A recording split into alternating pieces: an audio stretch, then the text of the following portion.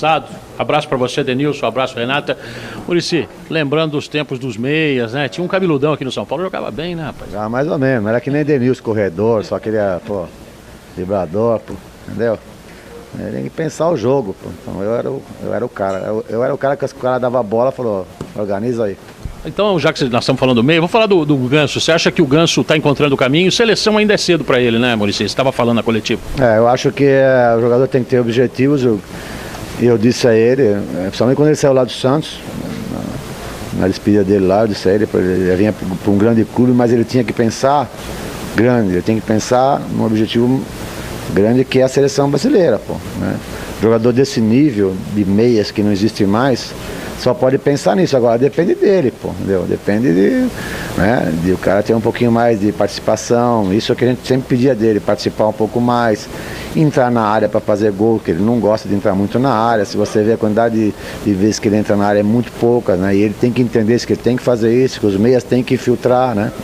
A gente está vendo o Oscar fazer isso na seleção, pô. Então eu acho que ele tem que melhorar muito ainda para chegar lá, mas está no caminho certo, pelo menos já está sendo lembrado, né? Sexta-feira, dia de pensar no churrasco antes de assumir o São Paulo. Agora já não dá para pensar nisso, né, Muricy?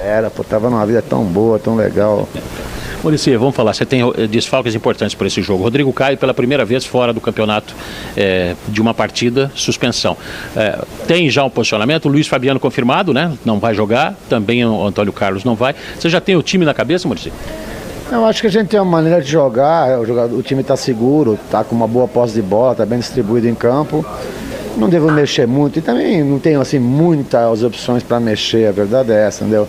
Preocupa um pouco a parte física, às vezes a gente pode optar por tirar um jogador e por outro, porque para aguentar um ritmo um pouco mais, né? Porque tem que saber fazer isso também, porque é jogo seguido, jogo de lugar que é pesado, calor, né? Tudo isso influencia na escalação, mas com certeza mudança muito pouca. Você tem o time na cabeça já definido? Escalação? Tem um time praticamente definido, só alguma dúvida, né? Entre o Elton e Douglas ali do lado do campo, né? Então, mas os demais não tem muita dúvida, não. Agora, uma pergunta que eu queria te falar, não tem nada a ver com São Paulo, tem a ver com a confusão que está acontecendo com outro time. O caso do Tite foi mantido lá no Corinthians, que não é normal no futebol brasileiro. Você sempre prega isso, né? Não se pode analisar por conta de 1, 2 resultados recentes. Não existe isso, cara. Tem umas coisas que não dá para me acreditar no futebol, entendeu? O que o Tite fez no Corinthians, pô, é uma coisa, sabe, tem que estar sempre todo dia pensando nisso, o que ele trabalhou lá para conseguir tudo que ele conseguiu. E, não tem outro cara nesse momento agora para vir para melhorar o Corinthians. O cara tá lá dentro, que é o próprio Tite. E já aconteceu no passado isso, pô. Já aconteceu no passado. Essas lições que o cara tem que lembrar.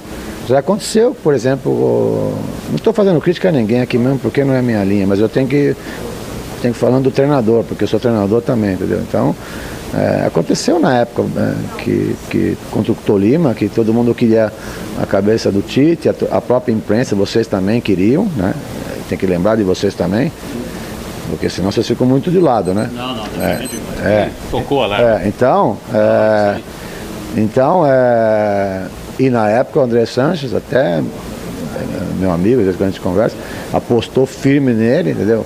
E o Corinthians foi campeão mundial, cara, por causa dessa atitude. Então, pô, as pessoas têm que ter como eles fizeram ontem, perfeito. Conversaram, sentaram, argumentaram, isso que é legal. E confirmaram o Tite lá, que é o único cara, os jogadores também pedindo, pô. Então você vê que, e se vê uma coisa, a gente do futebol sabe, quando um time, assim, os caras não estão com vontade, os caras estão correndo muito, só que, pô, não tá dando certo, cara. É assim o futebol, tem hora que não dá certo. Mas se a gente analisar, os caras estão correndo, estão tentando, estão perdendo gols, mas é o que acontece, pô, é coisa do futebol. Então, tomar a atitude, tomar a decisão certa, eu acho. Muricy, boa sorte para você nesse duelo de 6 pontos aí, tá bom? Obrigado, um abraço lá para minhas parceiras lá, fã, E o Denilson. Obrigado, Muricy.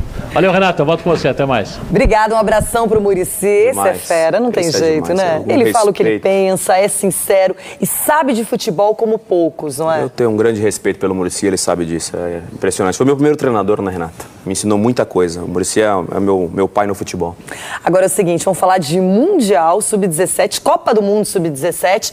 Aliás, pelo Grupo do Brasil, os donos da casa se deram mal na estreia.